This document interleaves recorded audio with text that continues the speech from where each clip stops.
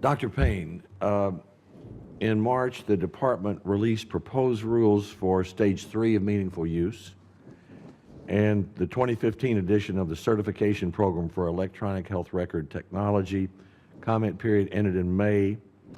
We expect the administration to release the final rules this fall. Meaningful Use 3 will go into effect 2018. Parts of 2015 certification could go into effect later this year. A hospital that should know what it's doing has told me it's terrified by Meaningful Use 3. Do you think that it would be a good idea to delay some or all of these proposed rules until Congress and the administration have a chance to work on the 5 or 6 things that seem to be the biggest impediments to making our electronic health care records something people look forward to instead of dreading? Thank you for the question. The answer is yes. We think Stage 3 needs some improvements. There are many elements to it. A good example of an improvement would be that it tests whether a vendor can conform to a standard, but it doesn't test whether the vendor systems are truly interoperable. So we should be sure that the record can be sent and that it can be received and used. The certification program also needs to be improved so it can make certain that these both the sending and the receiving is possible. So some of the standards in it are in a draft state. Well, but my question is, do you think it should be delayed or not, in part or in whole? We think it should be delayed until it's improved. Okay. Mr. Patterson, in your comments, earlier, you seem to think that physicians are being asked to do some things, or they think they're being asked to do some things that it's not necessary for them to do. Now, Senator Cassidy is going to chair a special hearing on physician documentation. As I understand your position, you feel physicians, there's some documentation that physicians certainly should do. There are other things that an aide could do, and to some extent, the billing system's gotten mixed up with the electronic healthcare records and made it even more onerous on physicians. Is that a fair summary? I would agree with your summary. And would you be able to suggest to us, or perhaps to Senator Cassidy's work, the specific things that you think doctors should do and other things that others shouldn't do or aren't not necessary for them to do, and how we might change the regulations or the law to make that clear?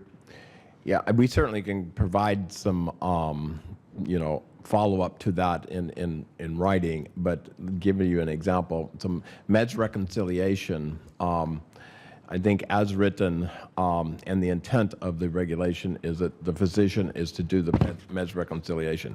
I think it's appropriate in many cases, but that was, but I think in many cases that function could be done by a nurse and aide to the physician under their supervision. They review the work and basically accept it. So that's the, if you will, rounded corners, rounded edges on the regulation. The physician's time is one of, and if not the most critical resource inside the healthcare system. And then the person they're serving, the patient, time is the other part of that. And so we need to preserve the physician to have time with the patient. And I think current state, we have impacted that amount of time that they can spend negatively. Okay.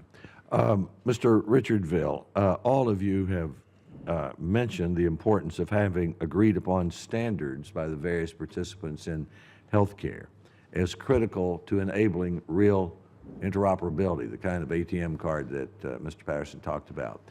To what extent would you propose that the federal government get involved in mandating or otherwise requiring health information technology standards to be adopted?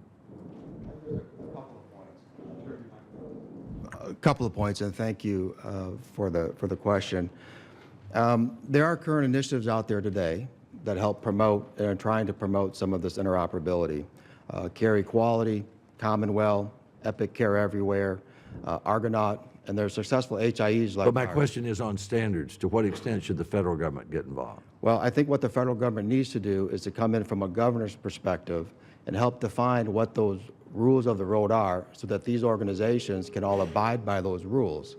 Then I think, as Senator Murray talked about, that the ability for the network of networks, which is similar to Neil's point, like the Cirrus network that connects the ATMs, would be a viable opportunity for the healthcare industry. So if those rules Do were you set want the up, federal government figuring out the standards, No. or do you want it encouraging the development of standards developed by private industry? encouraging the development of, I think it's a multidisciplinary team of payers, patients, vendor partners, and providers that should get together and develop what those standards are. But we do need regulation to help define what the timelines are, the aspects of defining what those rules of the road are that we all need to play into so we can participate in a very multidisciplinary approach and allow that network of networks to develop. Thank you. Senator Murray.